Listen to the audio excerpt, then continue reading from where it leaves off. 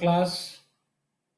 In this video, we are going to solve the problems given the previous video, and then we add some more questions for our revision practice.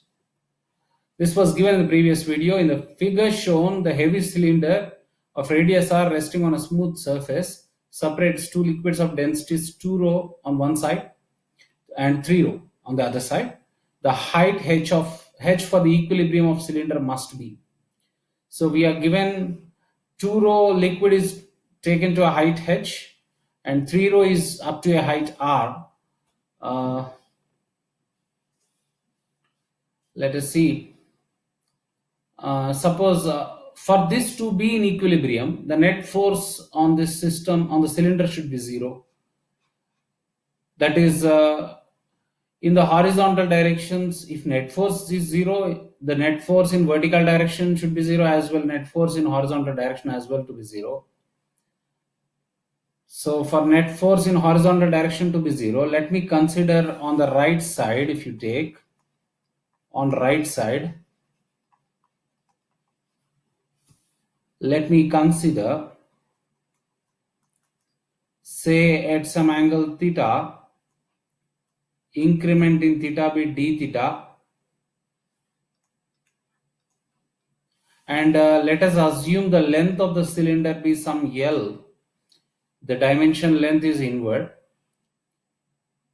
Now here, actually this depth is this depth would be r sine 90 minus theta, which will give you r cos theta. So we can write the pressure here. If I get pressure here, the pressure at that depth would be 3 rho is the density. G, depth is r cos theta. That's the pressure. Pressure into area will give me thrust. The thrust here would act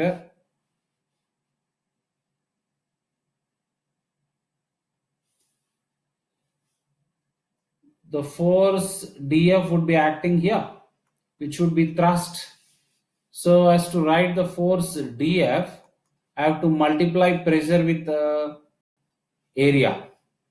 The area of that small width is, its thickness is r d theta, and length of the cylinder is L. This would give me dF, but I want the horizontal force.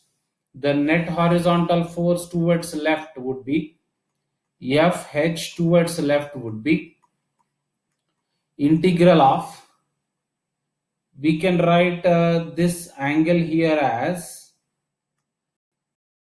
90.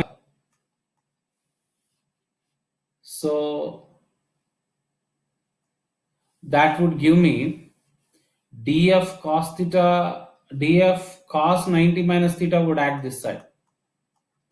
Is the component of the force, the thrust. Vertical component would be taken by the normal force and gravity. We are bothered much about the horizontal components.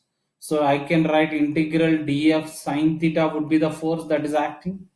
To the left, integral 3 rho g r into r would be r square. Into L I will write, here is L. Cos theta d theta, and I have a sine theta.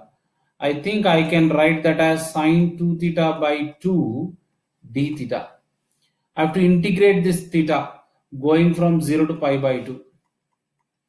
If I integrate, I would get the total net horizontal force on this cylinder to the left, which would be 3 rho g r square L by 2. Sine 2 theta will give me minus cos 2 theta by 2, minus cos 2 theta by 2, taking limits from 0 to pi by 2. If you substitute the limits, you will have cos 0 minus of cos pi.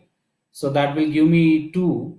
So 2 by 2 is 1. So I would have finally 3 rho g r square L by 2 into this is 1. This force is acting to the left on the heavy cylinder and it is a horizontal component. Let us have this expression. We can use it further. We can take that FH is acting, that is to the left, is 3 rho g r square L by 2, because we have to equate this to the right side horizontal component of the force so as to find H.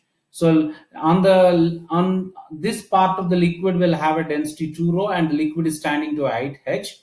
Let us also check the force due to that liquid to the right.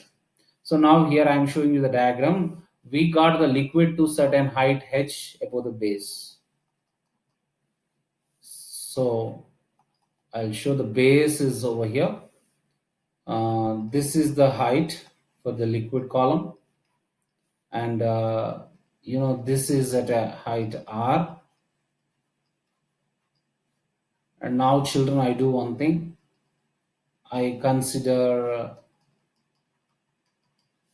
all the liquid is till here. Let me consider some position here. Say this angle is something alpha. Increment in alpha would be d alpha, and again the length dimension is L for the cylinder, radius is R. We can say that this height would be,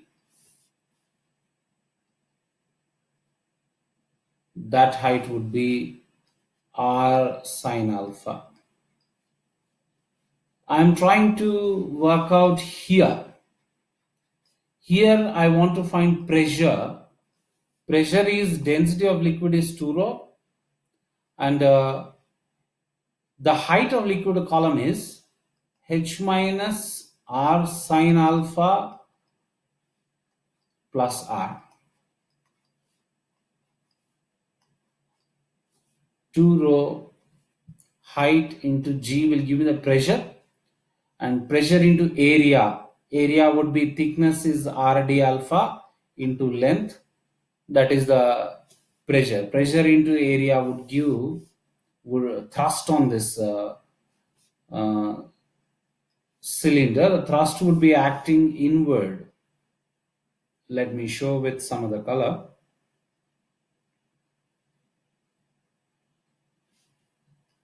So thrust is acting dF, which is acting inward. As this angle is alpha, we can also say that this angle with the horizontal is alpha, but the force is acting radial. You can see the horizontal component of force we are interested. So dF sine alpha we want. You can see this is the pressure multiplied with area. The component is, you can multiply with cos alpha.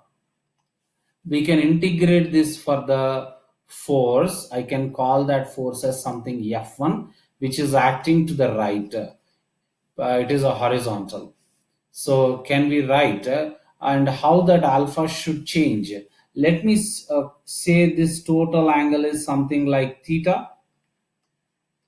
So it should go from 0 to theta.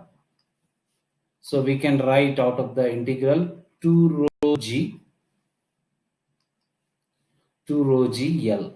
We can write outside, even R also we can write outside. We have taken out this 2 rho g R as well L. So now we got integral of H cos alpha d alpha minus integral R sine alpha cos alpha d alpha, and minus integral R cos alpha d alpha. Okay, so these are the things that we have, and the integration limits are going from 0 to theta, even here 0 to theta, even here 0 to theta. So let's integrate. So we would get 2 rho GLR h cos alpha d alpha will become sin alpha sin theta minus sin 0. So we would have h sin theta, and in this term we can write this sin alpha cos alpha as sin 2 alpha by 2. So we can write r by 2. We can write sin 2 alpha integration is minus cos 2 alpha by 2. If you substitute the limits, you will have it as 1 minus cos 2 alpha means 2 theta. You got it here. And the integration of this part would be r cos alpha, integral cos alpha. You would have sin alpha, you will have sin theta, r sin theta. So we get this. So let's rearrange this part. That F1 I am calling it as 2 rho GLR, and you can see this first term and the last term h minus r sin theta I can put, and I can write minus r by 4. 1 minus cos 2 theta is uh, we can write it as 2 sine 1 minus cos 2 theta by 2 is sine square theta. So I can write like this. I'll be left with this. But we can observe what is that sine theta. Sine theta is this height. Sine theta is, we can write this height by this hypotenuse, right? So can we write that sine theta equal to h minus r by r? We can substitute this sine theta over here. So 2 rho g l r. So h minus r by r will give me h minus r whole square by r minus I should have 2 itself over here. R by 2 sine square theta would give me r by 2 h minus r whole square by r square. We can further rearrange this and write f1 equal to f1 equal to, I'm writing here, f1 equal to 2 rho glr h minus r whole square by 2r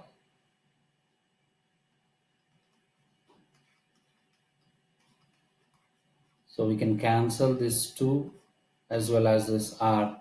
Will be finally left with this as rho gl h minus r whole square. So that gives me the force due to this upper column of the liquid onto the right side, but still we got the lower column of the liquid. So upper column means I did for calculating the force for the h minus r part. That means this part. This part is h minus r. This part liquid's force on the cylinder to the right we have estimated. So now we can, now we did for the upper part. Let's estimate for this force due to the lower part. Lower part would estimate how much force. A similar thing that which we have done for 3 rho, the same thing we are going to do, but the only difference is this h minus r part was also there to develop excess pressure. So let us consider here somewhere. Let us consider, say, some angle theta, and this vertical part would be the r sine theta, and this is given as h. So pressure here would be, I'm trying to estimate the thrust df. Okay, df sine theta we are going to, sorry, df cos theta we are going to work with. So integral df cos theta. For that, first of all, I'm writing about df. For getting df, we have to estimate pressure. Pressure is now this side 2 rho is there, liquid density.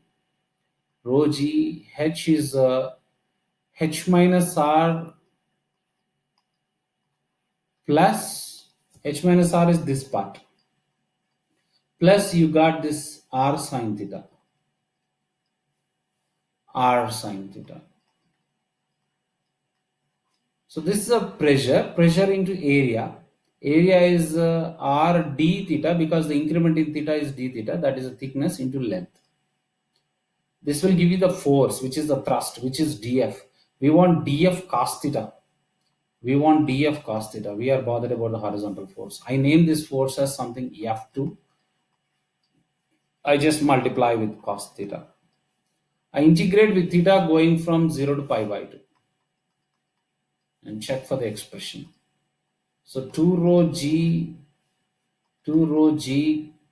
RL I will write outside. So integral H minus R cos theta. H minus R integral cos theta will give you sine theta, sine pi by 2 minus sine 0. That gives me 1. Plus I have to integrate this R sine theta cos theta, which I can further write as R by 2 sine 2 theta. Integral sine 2 theta d theta would give me minus cos 2 theta by 2, with limits going from 0 to pi by 2. So that will leave me with 2 rho G L R H minus R plus, get this upon substitution of limits as 2. So I'll be left with R by 2. So H minus R by 2. So 2 rho G R L H minus R by 2 I'll be left with. So now I have to write the equation for equilibrium. For equilibrium, the left and right side forces should balance. Left side forces is, we got the expression 3 rho G R square by L by 2. That is left side. That is 3 rho G R square L R square by 2. That's the left side force. And one of the right side forces is this 2 rho G R L H minus 2 gets cancelled, rho G R square L, and one more force we are left with the upper part of the liquid is exerting rho GL into H minus R whole square. That is rho GL into H minus R whole square. So I'd be left with I'll expand this and solve for this. By 2 is equal to 2 rho G L R H minus rho G R square L plus rho GL. I'll have H square plus R square minus 2HR. I think we can take out rho GL common and cancel off. So we would be left with, I'll write here, 3R square by 2 on the left side. On the right side, if I remove rho GL, 2RH minus R square and plus H square plus R square minus 2HR. You can cancel this R squares and you have 2HR you can cancel off, and you would be left with H equal to root of 3 by 2 times R. So that is the answer for this problem. So we balance the horizontal components of the forces due to the liquid columns on the both sides. So we could get this result. Let's go to the next question. In the given figure, pulleys are ideal. Initially, the system is in equilibrium, and string connecting M2 to rigid support is cut. The initial acceleration of M2 is asked. Given M1 is 15 kilogram, M2 is 5 kilogram, and G value is given to be 10. So at equilibrium, let us say tension here be T, tension here be T.